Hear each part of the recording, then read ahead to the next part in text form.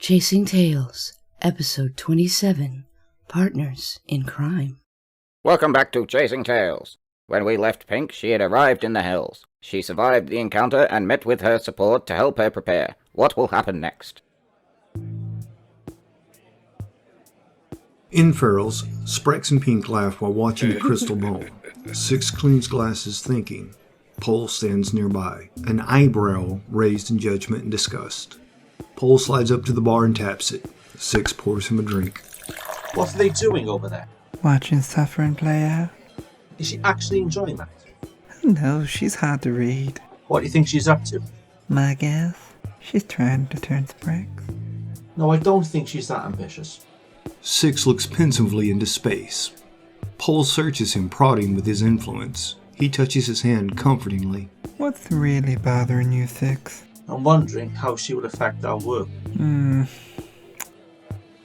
Yes, that is a potential problem. What does he even see in her? He follows her around like a puppy. I couldn't tell you. She's not my type. You mean good then? He nudges Pole knowingly, and Six pours drinks for Pink and Sprex for Pole to take back. So what's it really like, being his partner? You are his equal, but he treats you like a sub. That, my dear, is by design. I am the silent partner, the one who makes sure that things stay in line. You think you will? Stay in line? Oh, I hope not. In the back, Pink is showing Sprex a trick with the loom. They watch it play out in the crystal ball. The pictures float past Sprex. He is lost in thought. I knew she owed me for the screw up with her body. I got to kill people. But what would the side effect be? Could I turn her? What might Six do? What could Six do? More importantly, could I keep her here? Pink leans over and whispers in Sprex's ear. He gets up and goes into the office. Pink puts the second coin on the table and follows him out. Pink and Tex lay in the bed in her relocated apartment. She smokes a cigarette and listens to his breathing slow down. I need to tell you something. Yeah, Tex? No. That's myself. Pink puts the cigarette out and rolls up to her elbow to face him. Oh, what is it, Sprex? I have a lot of questions. Okay. This little experiment has done something to me. Changed me somehow. I've only ever been this high once in my whole life. The red shores, I ain't cutting it. What have I done? Where's your head? It could be a side effect of your feelings for him. It could be I'm obsessed with you myself. I'm certain you're here to kill me. And yet, I don't want you to leave. Why? There's this light in you. I crave it. Like a candle flame in the cold. I want you to keep that light.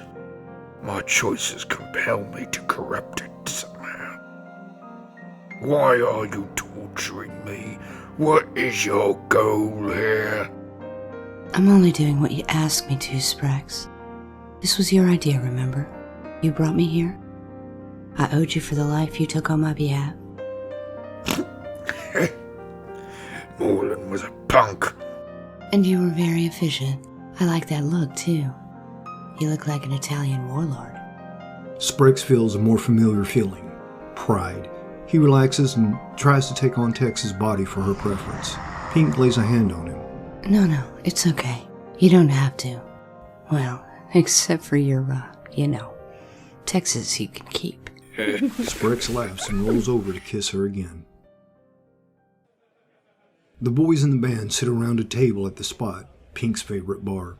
The funeral was private and respectful for the press, but now they were here with their drinks, thinking about Pink. You know she saved us from what might have been the end of both of us, right?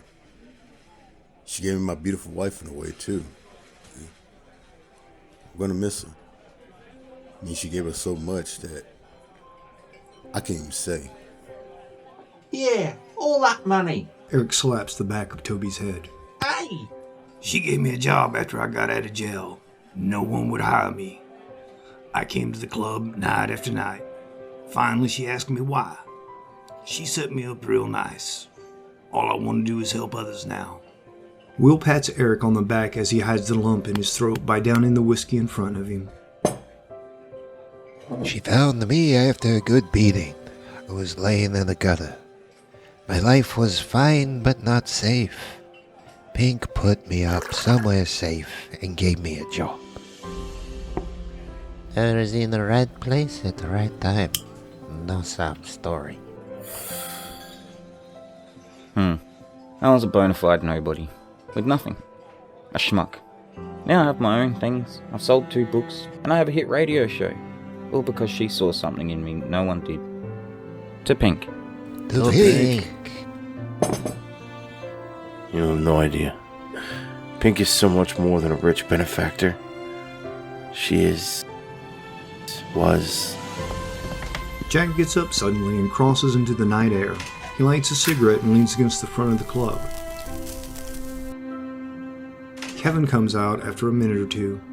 He lights a pair of smokes and hands one to Jack. Well, that's some reaction from a person who didn't even want a funeral. Jack pulled on the cigarette silently. I've never heard you say anything about Pink. Good, bad, or otherwise. You come in, do your job, then this? You've known her longer than any of us. What is your story? What does she mean to you?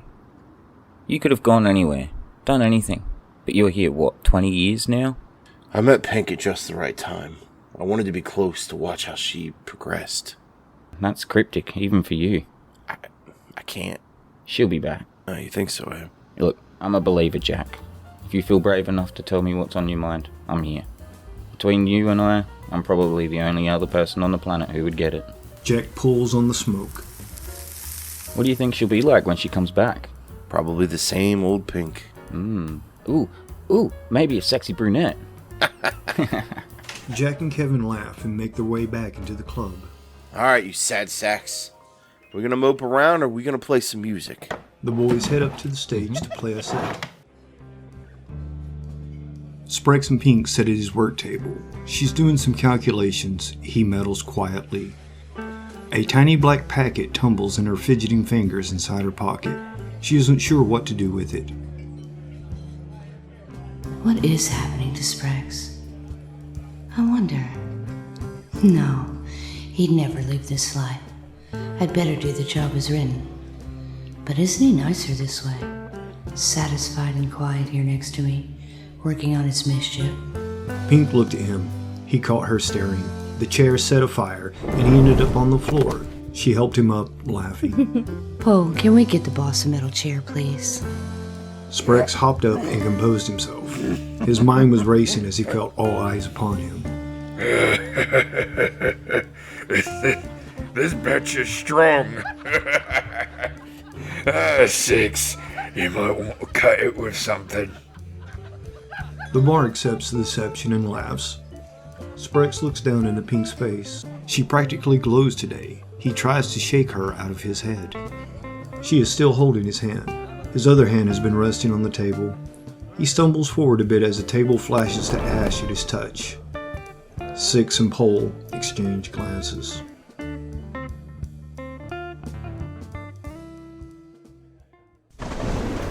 Pink wakes in the villa. Felda opens the drapes. No fire today, Felda. Yes, miss.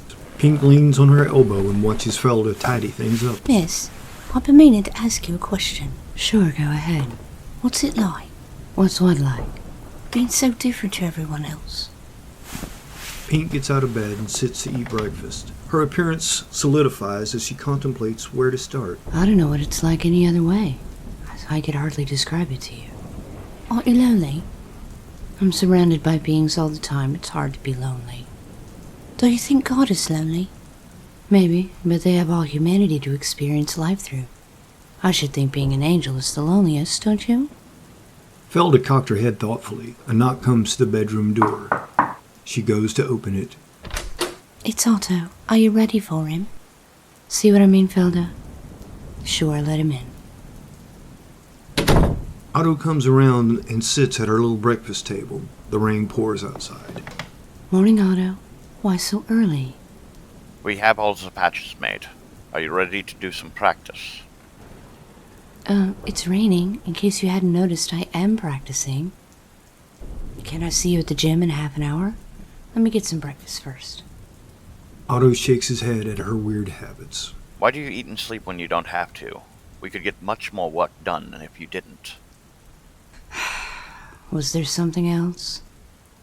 I can't keep this from Sin much longer if he keeps asking questions. I've never kept anything from him. Why won't you tell him? Look, you know how he is. He'll just worry himself into a bad decision like every time. Otto sits quietly trying to think of something to say. Instead, he taps his foot impatiently. Pink looks at him, annoyed, then sighs, and rises, sad about the English breakfast on the table. She changes into something appropriate for spell practice and turns towards the door. Well, are you coming? He rises, uncomfortable with her frustration with him. They walk to the sparring gym in the house to practice. There's a small table and a single empty glass in the middle of the circle. Okay, let's start with the ones you are already using. Start with Create Water. Pink channels the water to the glass. They run through all the water-based spells. Now let's try the Amplification of Feeling. Close up first. Pink touches Otto. She fills her mind with happiness in a meadows filled with flowers. Otto's impatient grumpiness fades away. Very good. Now let's try for Control a little further away. Pink holds her hands like she's holding an invisible ball. She pours all of her anger and animosity together, and it swirls black and red between her palms. Otto, shield up. This is gonna sting. She casts, blasting Otto off of his feet. He lay on the shiny floor, out of breath. His chest is hurting, feeling like he needs to vomit. She comes over and places her hands on him again. Did I hurt you, Otto? I warned you to shield. Quite a punch. She focuses on sweet, beautiful things. Soon he is recovered. Everything is super intense with this one. I almost wish I could keep it.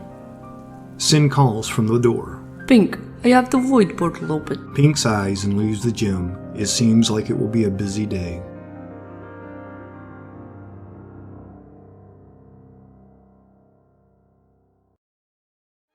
Pink steps into the void. She had only ever been with Nye, Fate's youngest aspect. Being here alone seemed very lonely indeed. She reaches into the void and scoops out an armload of the hazy uncertainty. Well, I guess I should try to make something. Now, how does Nye do it again? She tries to form something inanimate first. Like She sculpts it out and it falls back into nothing.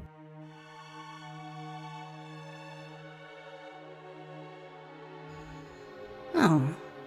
She tries again, this time spinning it between her fingers to make long threads the way she had seen Nye do. She pushes her consciousness into the thread and follows its length. It's a tumble sea of mixed up ideas, nothing seeming focused enough. She drops out of the thread and stands in the darkness with nothing. She steps through the still open portal, frustrated. How did it go? I need information if I'm going to make it myself. It's not as easy as Nye makes it look. I guess I'll just have to wait. Now we know what Pink's goal is, to take down the Lords of Chaos. But how will she deal with Six? Will she succeed? Stay tuned for the next episode of Chasing Tales, Ice and Fire.